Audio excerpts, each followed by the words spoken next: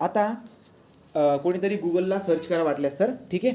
हां, आता लक्ष द्या बरं का, आपल्याला काय दिसायला भेटतं यार की पर्यावरणाबद्दल जे की आहे खूप म्हणजे लोक अगोदर विचार करत नव्हती. 1900चे काही 1970चा अगोदरचा तो काही पिरियड आहे, त्यावेळेस बरेचसे लोक जे की ना लक्ष घालत नव्हते. पण युनायटेड नॅशनवाल्यांनी काय ठरवलं की यार असं जर का केलं आपण तर पृथ्वी जास्त दिवसापर्यंत व्यवस्थित टिकणार पण नाही. त्यामुळे युनायटेड नेशननी काय केलं, युनायटेड नेशननी एक कॉन्फरन्स बनवला, ठीक आहे. युनायटेड नेशननी इंटरनॅशनल लेवलला एक कॉन्फरन्स बनवला, ठीक आहे, जो की 5 जून कधी भरला होता, 5 जून 1972ला, ठीक आहे. तो 5 जून 1972ला भरलेलं जे की एक कॉन्फरन्स होतं, ही कॉन्फरन्स जवळजवळ किती प्रकार तो 14 जूनपर्यंत चालली होती. तो 5 जूनपासून 14 जूनपर्यंत जी की ही कॉन्फरन्स चालली होती. या कॉन्फरन्समध्ये बरेचसे 114 देश जे की आहेत ना यांचा समावेश होता. तर ही मोठी जी की सभा भरली होती, 114 देशांचा समावेश होता या कॉन्फरन्समध्ये. त्या कॉन्फरन्समध्ये काय सांगितण्यात आलं बरं का, सांगण्यात आलं की बाबा पृथ्वी आपली सगळ्यांची एकच आहे, पृथ्वी आपली सगळ्यांची एकच आहे आणि पृथ्वीला वाचवणं आपला धर्म आहे, बरोबर. तर तुम्ही जर बघायला गेलात तर या कॉन्फरन्समध्ये बरेचसे प्लान 150 प्लान तयार करण्यात आले, काही 20 जे की आहेत तत्त्व काढण्यात आली, राईट. तर ही बाब त्यामुळे सुरुवातीला जागतिक स्तरावरती ही जी कॉन्फरन्स भरली होती, त्यामुळे आपण पर्यावरण दिवस जो की आहे 5 जूनला आपण साजरा करत असतो. ही बात तुम्हाला चांगल्या पद्धतीने माहिती होती, बरोबर. पण आणि याचे जे काही आहेत याचे रिझल्ट पण आपण बघितले काय बरं का, तर यात ह्याची काही स्टॉकहोममध्ये जी कॉन्फरन्स भरली होती, राईट का, तो स्वीडनमध्ये जर बघायला गेला तर स्वीडन देशामधील स्टॉकहोम जो की आहे त्या स्टॉकहोममध्ये ही कॉन्फरन्स भरली होती. त्यामुळे आपण याला स्टॉकहोम कॉन्फरन्स पण म्हणत असतो. तर ही स्टॉकहोमच्या कॉन्फरन्सचा रिझल्ट काय होता बरं का, या स्टॉकहोमचा कॉन्फरन्सचा रिझल्ट जो की आहे ना, एक प्रोग्राम पण याच्यामधून एक प्रोग्राम तयार करण्यात आला होता. तो कोणता प्रोग्राम होता बरं का, तो प्रोग्राम होता आपला UNEP. तर UNEP नावाचा जो की प्रोग्राम आहे, हा प्रोग्राम एक रिझल्ट होता. तर जी ही कॉन्फरन्स भरली होती, या कॉन्फरन्सचा एक रिझल्ट होता. तो याच्यामधून जे काही रिझल्ट निघाला बाहेर, त्याच्यामध्ये हा रिझल्ट कोणता आहे, UNEP. मग UNEP म्हणजे काय, युनायटेड नेशन इन्व्हायरमेंटल प्रोग्राम म्हणजे काय बरं का, तर UNEPच्या अंतर्गत काय होत होतं, UNEP 1972, राईट का.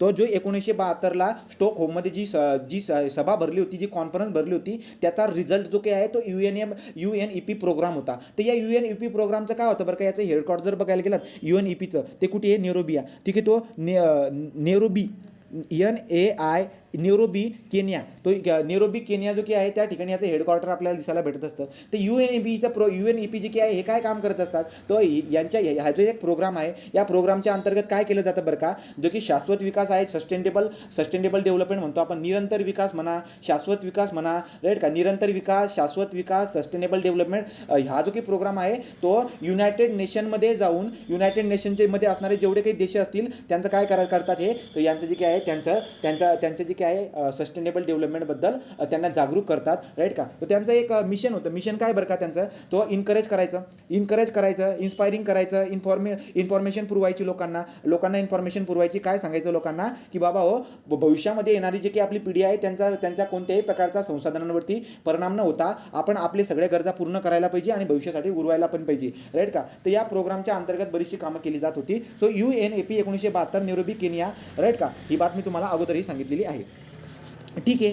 तर इथपर्यंतची बातचीत झाली. परंतु झालं काय बरं का, अजून जागतिक स्तरावरती एक कॉन्फरन्स वगैरे भरली गेली, ठीक. तो अजून एक कॉन्फरन्स भरली गेली. ही कॉन्फरन्स कधी भरली गेली बरं का, ते 1992 ठीक. तर 1992 काय झालं बरं का, 1992 आपल्याला सस्टेनेबल डेव्हलपमेंट म्हणूया किंवा environment and development. So environment आणि डेव्हलपमेंट, पर्यावरण आणि त्याचा विकास, सस्टेनेबल डेव्हलपमेंट, निरंतर डेव्हलपमेंट व्हायला पाहिजे, राईट की नाही. सस्टेनेबल डेव्हलपमेंट, निरंतर डेव्हलपमेंट व्हायला पाहिजे. त्यासाठी काय झालं बरं का, तर त्यासाठी इंटरनॅशनल लेवलला एक कॉन्फरन्स भरलं. याच्याबद्दल पण माहिती तुम्हाला सांगितली, पण तुम्हाला ते आठवत नसेल, ठीक आहे. तो 1992ला जी की ना ब्राझीलमध्ये, ठीक आहे. तो 1992मध्ये ब्राझील देशामध्ये जो की रिओ एक ठिकाण आहे, रिओ, राईट का. तर रिओच्या ठिकाणी एक मोठी सभा भरली गेली. या सभेमध्ये 187 देशांचा समावेश होता. 187 किंवा 192 असं व्हॅरिएशन दिसायला भेटत असतात, ठीक आहे. तुम्ही 187 लक्षात घ्या, ठीक आहे. तर मग 187 देशाचा सहभाग होता, ओके. तर मग आता काय झालं बरं का, तर ही जी काही 187 देशांची सभा होती कुठे झाली, ब्राझीलमधल्या रिओ या ठिकाणी एक कॉन्फरन्स भरली गेली. आता त्या कॉन्फरन्सला आपण काय म्हणत असतो, त्या कॉन्फरन्सला आपण नाव देतो, त्याच्या कॉन्फरन्सचं नाव काय, ॲक्च्युली ती कॉन्फरन्स कशासाठी भरलेली आहे त्याच्यावरून आपण त्याचं नाव देत असतो. तर त्याचं जे काही नाव आहे ते असतं आपलं युनसेड आपण म्हणतो त्याला, UNCED, युनसेड, राईट. तर ही कॉन्फरन्स भरली गेली, एक सभा भरली गेली. UNCED हे कॉन्फरन्स अनसेड म्हणतात तुम्ही, याचा लॉंग फॉर्म तुम्हाला परीक्षेला विचारलेला आहे, राईट का. सो काय बरं का, पहिलं तर UNचं बात तुम्हाला पक्की माहिती आहे, युनायटेड नेशन, राईट का. तो युनायटेड नेशन, E आणि D म्हणजे काय, इन्व्हायरमेंट अँड डेव्हलपमेंट. तुम्हाला मी बोललो ना की 1992ला जी सभा भरली त्या सभेमध्ये एकच पॉईंट होता, तो म्हणजे इन्व्हायरमेंट आणि development. So environment and development किंवा सस्टेनेबल डेव्हलपमेंट किंवा निरंतर डेव्हलपमेंट असे पॉईंट तुम्हाला परीक्षेला विचारतील ते, ठीक आहे. हां, तर मग जे काही डेव्हलपमेंट आहेत आपण स्टॉकहोमची बात तर कव्हर करून टाकली. आता आपण ब्राझीलच्या रिओच्या ठिकाणी एक सभा भरलेली आहे 1992मध्ये. त्या सभेचं नाव जे काही आहे, त्या कॉन्फरन्सचं नाव जे काही आहे ते आहे अनसेड. तो unsaid UNCED, United nation conference. So United nation conference on environment and development. लक्षामध्ये राहून जाईल, 187 देशांचा सहभाग होता, एवढी बात पण, आणि याच्यामध्ये भारत पण होता, ठीक आहे. ओके. आता ही जी काही सभा आहे याला दुसरे नाव पण आहेत बरं का. काय नाव आहे बरं का, याला अर्थ समिट म्हणतात. काय म्हणतात याला, अर्थ समिट. तो अर्थ समिट म्हणून पण ही कॉन्फरन्स ओळखली जाते, किंवा रिओ कॉन्फरन्स म्हणून पण ही सभा ओळखली जाते, राईट का. सो अनसेड जी की ही सभा आहे याला अजून वेगवेगळे नावं आहेत. तर काय सांगितलं तुम्हाला मी, अर्थ समिट, रिओ कॉन्फरन्स किंवा Rio summit. So Rio summit म्हणा, अर्थ समिट म्हणा, अर्थ कॉन्फरन्स म्हणा, रिओ कॉन्फरन्स म्हणा, अनसेड म्हणा, एवढे सगळे 4-5 नावं तुमच्या लक्षामध्ये ठेवायला पाहिजे, ठीक आहे. इथपर्यंतची बात लक्षात आली, राईट का. तो ही वाली बात. मग आता ठीक आहे यार, सभा भरल्यानंतर काही ना काही रिझल्ट तर निघतो. जसं की 1972मध्ये जी सभा भरली होती स्टॉकहोममध्ये, जे कॉन्फरन्स झालं होतं स्वीडनच्या स्टॉकहोममध्ये, जी की 1972मध्ये जी सभा भरली होती त्याची बात आपण केली गड्या. त्याचा रिझल्ट आपण बघितला की UNEP जो की आहे त्याचा रिझल्ट आपल्याला भेटला होता. आणि युनायटेड नेशनमध्ये जे काही आहे डेव्हलपमेंटबद्दल लोक प्रोग्राम वगैरे करत फिरत होती, बरोबर की नाही. हा जो काही कॉन्फरन्स काढला, याचा रिझल्ट काय आहे, तर याची जर रिझल्ट बघायला गेला तर याचे 3 ते 4 रिझल्ट आपल्याला दिसायला भेटत असतात. तर कोणकोणते 3 ते 4 रिझल्ट आहेत बरं का. 3 बाइंडिंग ॲग्रीमेंट आपण त्याला म्हणत असतो, ठीक आहे. तो 3 बाइंडिंग ॲग्रीमेंट किंवा आपण म्हणूया की याचा रिझल्ट जो की ना, कशाचा, UNCEDचा रिझल्ट जर बघायला गेला तर 3 रिझल्ट आपल्याला दिसायला भेटत असतो. तर कोणकोणते रिझल्ट आहेत मी तुम्हाला सांगतो. अजेंडा 21 हा झाला पहिला रिझल्ट, राईट का. तो आपण म्हणू शकतो की 3 ॲग्रीमेंट जे काही आहे, 3 ॲग्रीमेंट वगैरे किंवा 3 रिझल्ट बाहेर आले. एक एजेंडा 21, राईट. दुसरा पॉईंट आहे Rio declaration,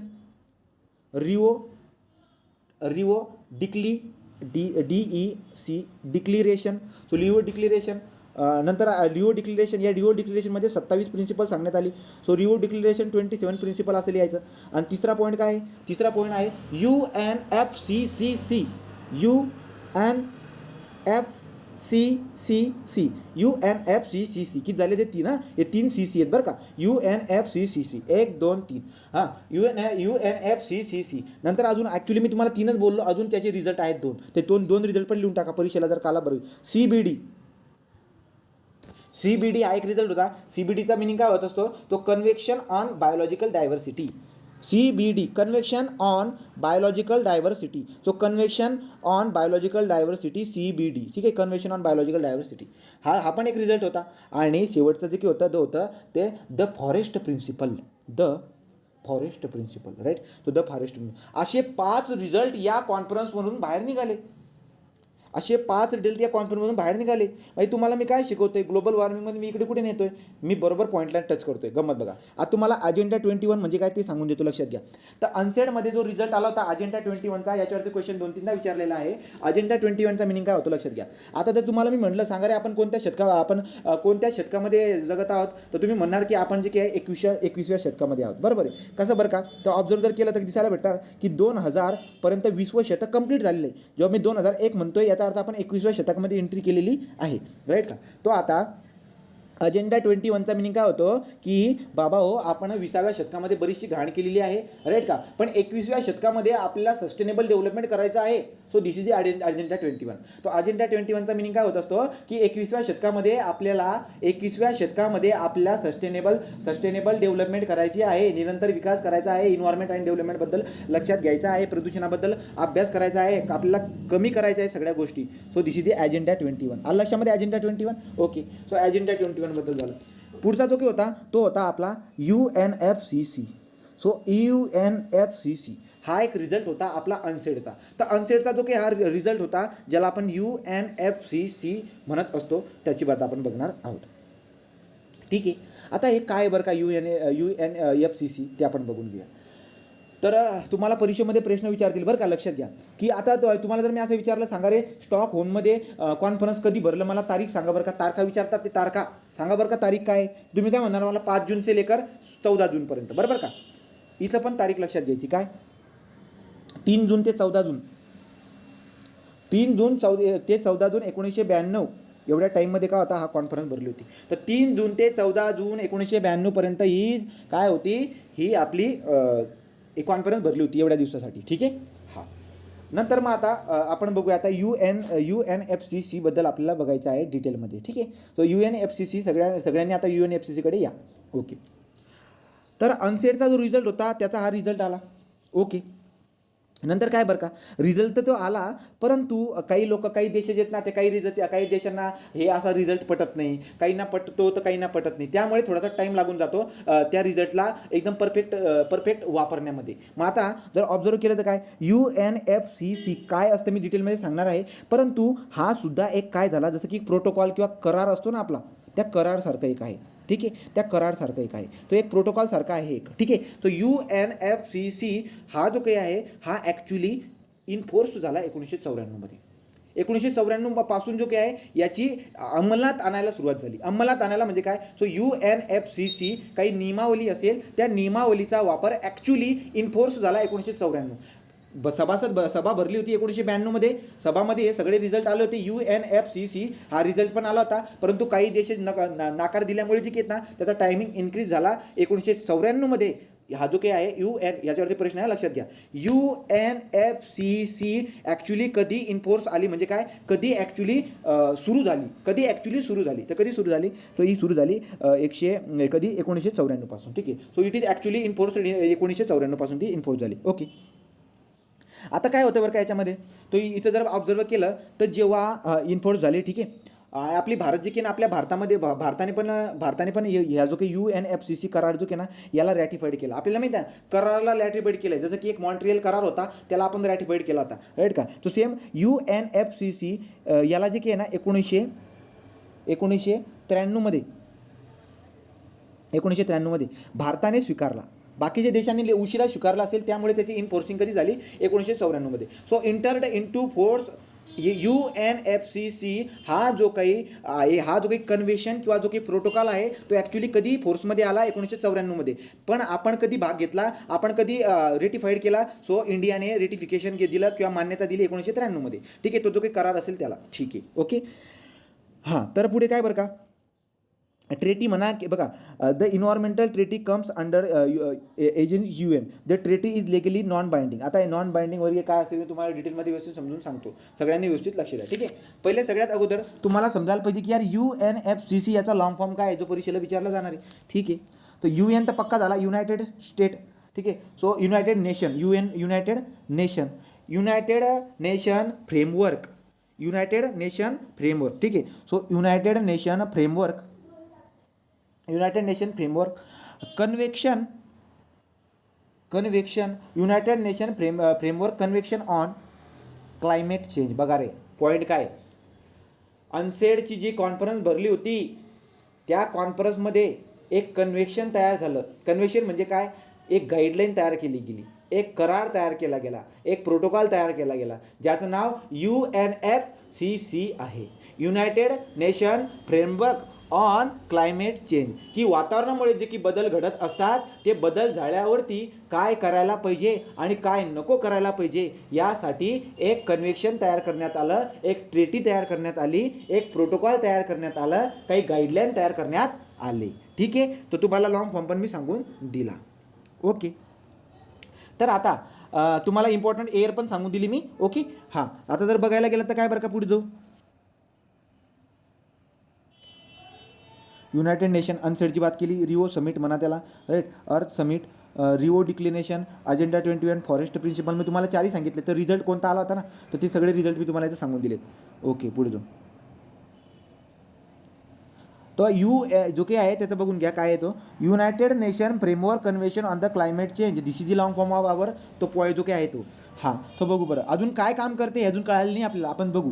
important air 1992 adopted बरोबर, 1993 रिटिफाईड बाय इंडिया बरोबर, 1994 इंटर्ड इन टू फोर्स बरोबर. ओके, पुढे जाऊ. आता याचे जे की ना सेक्रेटेरिएट म्हणजे काय रे? सेक्रेटेरिएट म्हणजे काय? सेक्रेटेरिएट आपण कोणाला म्हणत असतो? ते हे असतो ना, काय म्हणतो आपण त्याला, सचिवालय समथिंग. तो सचिवालय राईट. सो सेक्रेटेरिएट म्हणजे सचिवालय. मग UNFCC याचं मुख्य सचिवालय जे काय आहे ते कुठे असतं? ते असतं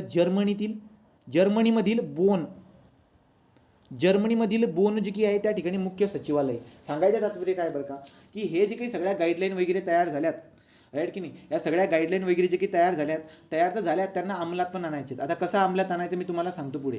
परंतु UNFCC जो काही कन्व्हेन्शन प्रोटोकॉल किंवा ट्रिटी आहे, राईट का, त्याचं एक मुख्य कार्यालय वगैरे जे काही आहे ना ते पण बांधण्यात आलं, किंवा मुख्य सचिवालय, राईट का. सो मुख्य जे काही सेक्रेटेरिएट आहे ते कुठे आलं? जर्मनीमधल्या बोनवरती. याच्यावरती क्वेश्चन आहे, लक्षात ठेवायचं. UNFCCचं सेक्रेटेरिएट ऑर द सचिवालय कुठे आहे? तर जर्मनीमधल्या बोन या ठिकाणी आहे. ओके. हां, आणि UNFCC काय आहे बरं का, तर product of the earth summit. आपल्याला माहिती आहे ना, अर्थ समिट किंवा अनसेड याचा काय आहे, तो रिझल्ट आहे किंवा त्याचा प्रोडक्ट आहे. ओके, ही बात आपण बघितलेली आहे. ठीक आहे, हळूहळू गोष्टीला आपण समजत चाललो आहे गड्या. आपण पुढे जाऊ. आता काय होईल? हां, तर पुढे जर बघायला गेलात तर UNFCC याच्यामध्ये जर बघायला गेलो तर आता काय होतं याच्या अंतर्गत, दरवर्षी जेवढे UNFCCचे, लक्षात घ्या, जेवढे काही सभासद देश आहेत, UNFCC जेवढे काही सभासद देश आहेत त्यांना पार्टी म्हणतात. त्याला काय म्हणतात? पार्टी म्हणतात, राईट का. तर यांची कॉन्फरन्स भरते. कॉन्फरन्स भरते. तर ते UNFCCची कॉन्फरन्स भरते. आता ही UNFCCची कॉन्फरन्स कुठे भरते बरं का? जसं की आपण बघतो की यार 4-4 वर्षामध्ये खेळ होत असतात आणि कोणत्या तरी त्या देशामध्ये जाऊन ते खेळ होतात. तो रिओ ऑलिम्पिक म्हणतो आपण, राईट का. तर बरेचसे ठिकाणं असतात, त्या ठिकाणी ऑलिम्पिक वगैरे वर्षानुसार होत असतात. तर UNFCCचं जे ना दरवर्षी सभा भरली जाते. ठीक आहे. तर UNFCC या प्रोटोकॉलनुसार सभा भरली जाते. दरवर्षी सभा भरली जाते. या सभेमध्ये कोण कोण असतं रे? या सभेमध्ये सहभागी देश असतात, बरेचसे सहभागी देश असतात. ठीक आहे. सो बरेचसे सहभागी देश आहेत, सगळे सहभागी देश जमतात आणि डिस्कस करतात काय बरं का, की यार हे ग्लोबल वॉर्मिंग वगैरे किंवा जे क्लायमेट चेंज वगैरे होत आहेत, क्लायमेट चेंजबद्दल. मग क्लायमेट चेंज कशाबद्दल असेल? ते ग्लोबल वॉर्मिंगचं क्लायमेट चेंज असेल किंवा कोणत्या पण क्लायमेट चेंजबद्दल ते डिस्कस करतात, की हे क्लायमेट चेंज वगैरे जे होत आहे याच्यावरती आपण काय करायला पाहिजे बरं का, दरवर्षी जमून, राईट का. हा पॉईंट आपल्याला दिसायला भेटतो. तर UNFCC जो काही आहे त्या UNFCCच्या अंतर्गत किंवा UNFCCच्या प्रोटोकॉलच्या अनुसार आपण काय करत असतो, दरवर्षी जी काय आहे, दरवर्षी कॉन्फरन्स भरत असतो. आणि दरवर्षी जी कॉन्फरन्स बनत असते त्या कॉन्फरन्सला आपण काय म्हणत असतो? COP. काय म्हणत असतो आपण त्याला? CO, conference of the party. काय म्हणत असतो? Conference of party. तर दरवर्षी कॉन्फरन्स ऑफ पार्टी जी काही आहे ती भरत असते. आता कॉन्फरन्स ऑफ पार्टी जी की भरली, ॲक्च्युली तुम्हाला लक्षात येईल की 1992चा रिझल्ट UNFCC, राईट का, याला भारताने स्वीकारला, मान्यता दिली भारताने 1993मध्ये. ॲक्च्युली UNFCC जो काही इन्फोर्स झाला 1994मध्ये, राईट, 1994मध्ये इन्फोर्स झाला. त्याची पहिली जी सभासद दरवर्षी जी हे भरत असते ना पार्टी, सगळे देश एकत्र येऊन जे काय आहेत, सगळे देश एकत्र येतात आणि कॉन्फरन्स करत असतात. तर पहिली UNFCCची पहिली पार्टी किंवा पहिली कॉन्फरन्स UNFCCच्या करारानुसार, UNFCC जी की नियमावली होती त्या नियमावलीनुसार सगळ्या देशांना एकत्र यायचं असतं दरवर्षी आणि डिस्कस करायचं असतं क्लायमेट चेंजवरून, बरोबर की नाही. तर पहिल्यांदा जी काही आहे UNFCCच्या प्रोटोकॉलनुसार पहिली जी कॉन्फरन्स भरली होती किंवा पहिली जी काही कॉन्फरन्स भरली होती ज्याला आपण COP म्हणतो, COP1. तो COP1 कधी भरली? तर COP1 जी काही ना कुठे भरली आणि कधी भरली याच्यावरती तुम्हाला क्वेश्चन आहे. तर कुठे भरली मी ती सांगतो. COP1 1995 Germany. So 1995 Germany. त्यामुळे आपण काय बोललो की जर्मनीमधलं कोणतं ठिकाण सांगितलं? बोन. तो जर्मनीतलं बोन जे की ना ते मुख्य सचिवालय आहे, ते याच्यावरूनच ते सचिवालय ठरवलं गेलं. तर पहिली जी की बैठक भरली गेली, दरवर्षाला भरलेली जी की बैठक असते ती बैठकपैकी सगळ्यात पहिली UNFCCची जी पहिली बैठक कुठे भरलेली आहे? जर्मनीमध्ये भरलेली आहे. कधी भरलेली आहे? 1995ला भरलेली आहे. 1995लाच का भरलेली आहे? कारण की UNFCCचा जो काही पूर्ण प्रोटोकॉल आहे, त्या गाईडलाईन जे काही आहे ते ॲक्च्युली इन्फोर्स झाल्या 1994ला. त्यामुळे पहिली बैठक जी काही भरली गेली ती कधी भरली गेली? 1995ला भरली गेली जर्मनीमध्ये. पॉईंट लक्षात आला रे?